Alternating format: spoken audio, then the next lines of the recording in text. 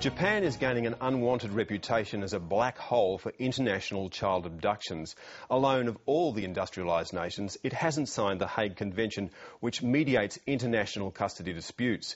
So it's becoming notorious as a safe haven for parents who abduct their own children after a relationship has broken down. In Australia, a small but increasingly vocal group of so-called left-behind parents are suffering the pain of having their children held in a distant country against their wishes. Sarah Dingle reports.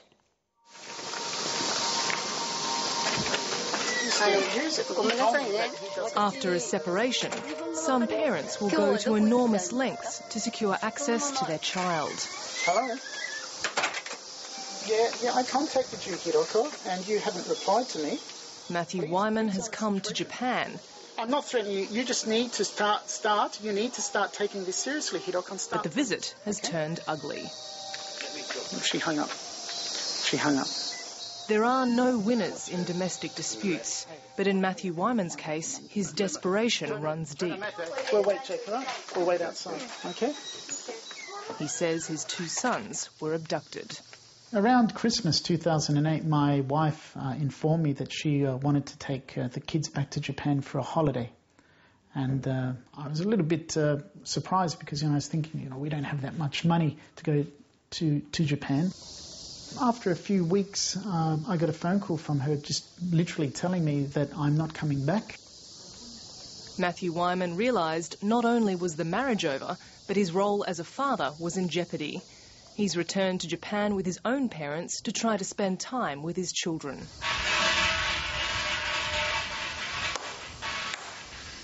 In Australia, we have dual custody.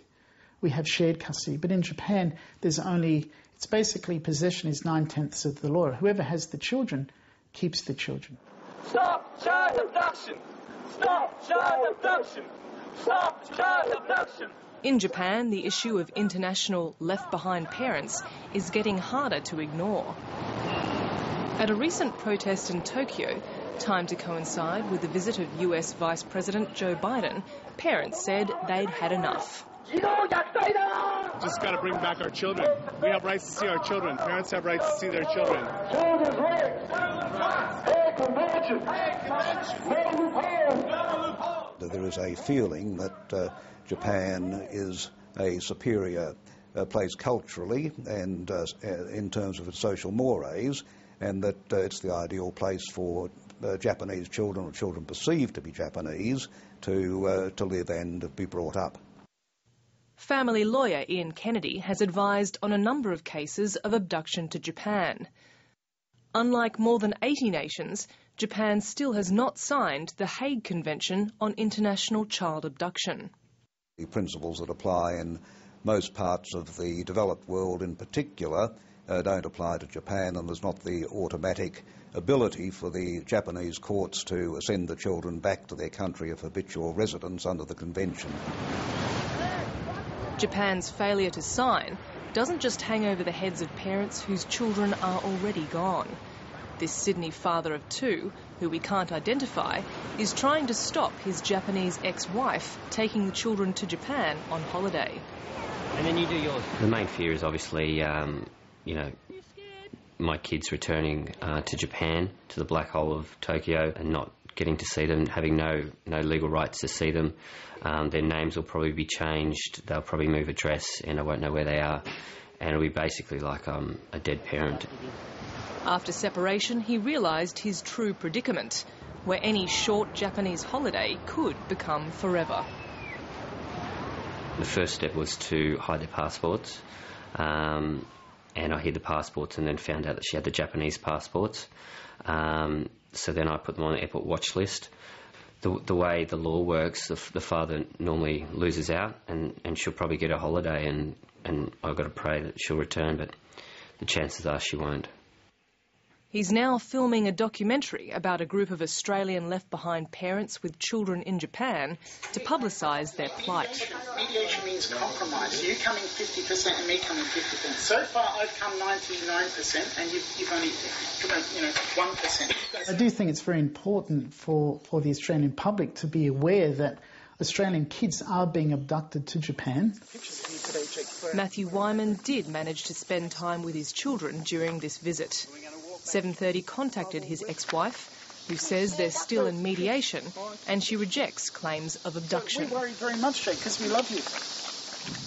A spokesman for the Japanese consulate in Brisbane told 7:30 Japan is aware of Matthew Wyman's case and has advised him to seek assistance from the Australian Embassy in Tokyo. In May, after years of international pressure, Japan said it would prepare to sign the Hague Convention. But since then, there's been no action. It would probably take about 18 months, I suppose, from signature to an inquiry by the Treaties Committee to the development of legislation. You'd have to assume you'd be looking at least that in Japan if they decide to accede to the convention. How much confidence do you have that Japan will actually sign the Hague Convention? Oh, look, I'm quietly confident that they will sign. But in the meantime, the international loophole occupied by Japan is so large that even non-Japanese couples can be caught up in it. So this is the last time you saw him? Yeah, this is the last visit, and that's the day we had to say goodbye. This Australian woman's 10-year-old son has been held in Japan by his Australian father since the boy was 3. We can't show you her face because it could jeopardise when she's next allowed to see her child.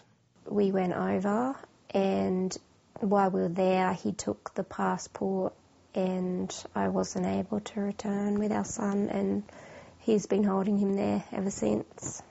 I contacted the embassy first up because I really didn't know the complications it would cause. I just assumed we were Australian and they'd be able to help us. But they basically said there's nothing they can do and I need to get a lawyer in Japan.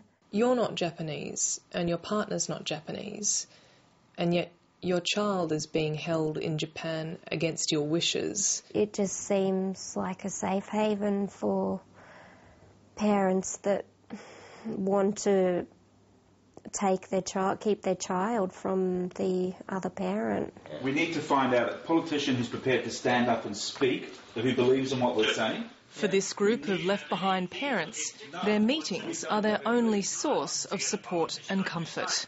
There's got to be something else you can do to touch the people. And for most here, there's little hope in sight. The Attorney-General has revealed that whatever Japan does, their situation will not improve. If Japan signs the Hague Convention, is it your understanding that that will apply retrospectively to existing cases? Unfortunately, no, is the answer to that. The obligations apply once the convention has been ratified, so it won't apply retrospectively, as I understand it, to existing cases.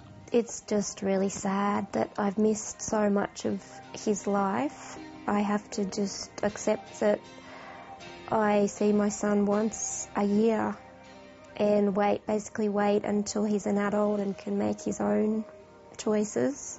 I've come to the realisation that they won't be returned to Australia. I have to accept that. And I have to remind my wife and her mother that please remember that they're not 100% Japanese, they're also 50% Australian.